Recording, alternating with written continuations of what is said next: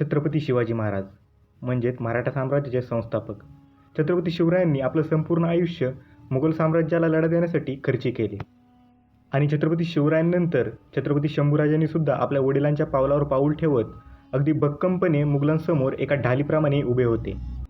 पण अखेर 3 एप्रिल 1680 रोजी आपल्या छत्रपती शिवरायांनी अखेरचा श्वास घेतला आणि उभा महाराष्ट्र पोरका झाला. पण छत्रपती शिवरायांनंतर सुद्धा छत्रपती शंभूराजांनी अतिशय भक्कमपणे स्वराज्याची सर्व सूत्रे आपल्या हातात घेतली आणि औरंगजेबाला कधीही त्याच्या मनसुब्यांमध्ये यशस्वी होऊ दिले नाही. पण अखेर छत्रपती शंभूराजांना सुद्धा फंदफितुरीने कैद केले गेले आणि 40 दिवस अमानुषपणे अत्याचार करत त्यांची हत्या केली गेली. पण छत्रपती शिवाजी महाराज आणि छत्रपती संभाजी महाराजांनंतर खऱ्या अर्थाने स्वराज्याला औरंगजेबापासून वाचवलं ते म्हणजेच महाराणी ताराराणींनी.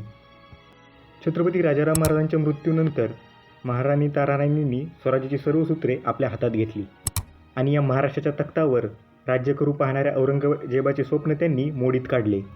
महाराणी ताराबाईंच्या या शूर आणि धाडसीपणामुळे औरंगजेबाला 7 वर्ष आपला मुक्काम दक्षिणेतच ठोकावा लागला होता आणि या महाराष्ट्रावर राज्य करण्याचे स्वप्न त्याचे स्वप्नच राहिले. खरं तर छत्रपती राजाराम महाराजांच्या मृत्यूनंतर मराठा साम्राज्याचे उत्तराधिकारीचे पद छत्रपती संभाजी महाराजांचे पुत्र छत्रपती शाहूराजे यांच्याकडे जायला हवे होते. पण त्यावेळेस ते वयाने अतिशय लहान होते आणि त्यावेळेस ते मुघलांच्या कैदेत सुद्धा होते. याच गोष्टीचा विचार करून महाराणी ताराबाईंनी आपला मुलगा शिवाजी यांना स्वराज्याच्या गादीवर बसवले आणि स्वराज्याच्या कारभारास सुरुवात केली. आणि हळूहळू महाराणी ताराबाईंनी आपल्या रयतेचा आणि सैन्याचा विश्वास संपादन केला. आणि एकीकडे आपण मराठा साम्राज्याचा नायनाट करू शकलो नाही या गोष्टीचे दुःख आपले छातीवर घेऊन 1707 मध्ये औरंगजेबाचे निधन झाले. औरंगजेबाच्या निधनानंतर छत्रपती शाहूराजे औरंगजेबाच्या कैदेतून सुटून स्वराज्यात परत आले आणि त्यानंतर स्वराज्याच्या गादीवर बसण्याचा खरा हक्क हा छत्रपती शाहूराजांचा आहे असे दरबारातील काही सरदारांना वाटू लागले. आणि याच गोष्टीमुळे छत्रपती शाहूराजे आणि महाराणी ताराबाई यांच्यामध्ये फूट पडली आणि यातूनच 2 वेगवेगळ्या गटांची निर्मिती झाली.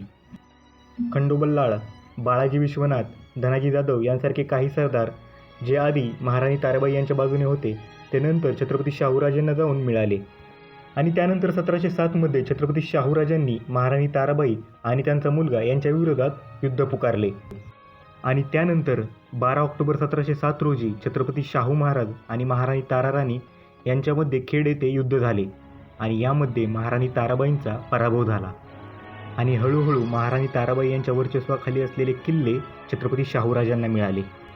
आणि या युद्धानंतर छत्रपती शाहूराजांनी सातारा येथे आपली स्वतंत्र गादी स्थापन केली आणि महाराणी ताराबाई यांनी आपला पराभव स्वीकार करून कोल्हापूर येथे आपले राज्य स्थापन केले. खरं तर महाराणी ताराबाईंचे कर्तृत्व, त्यांचे धाडस, त्यांनी केलेली कामगिरी ही कोणत्याही शब्दामध्ये व्यक्त न करण्यासारखीच आहे. कोणत्याही वडीलधाऱ्या व्यक्तीचा हात पाठीशी नसताना महाराणी ताराराणींनी अतिशय जिगरीने मुघलांविरोधात लढा दिला होता. तब्बल 7 वर्षे त्यांनी मुघलांविरोधात झुंज दिली होती.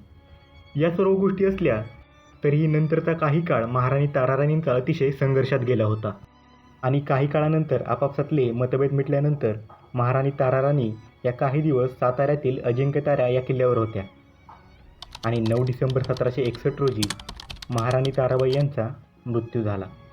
वयाच्या 86व्या वर्षी वृद्धापकाळाने महाराणी ताराबाईंचा मृत्यू झाला होता. महाराणी ताराबाईंच्या मृत्यूनंतर खरं तर मराठ्यांच्या इतिहासातील एका युगाचा आणि एका संघर्षाचा शेवट झाला होता. सातारा जिल्ह्यातील संगम येथे महाराणी ताराबाईंची समाधी पाहायला मिळते. एकट्या स्त्रीने मुघलांविरोधात केलेला संघर्ष हा खरं तर अंगावर काटे आणणारा आहे. महाराणी ताराराणींच्या या पराक्रमाला आपल्या सर्वांचा मानाचा मुजरा.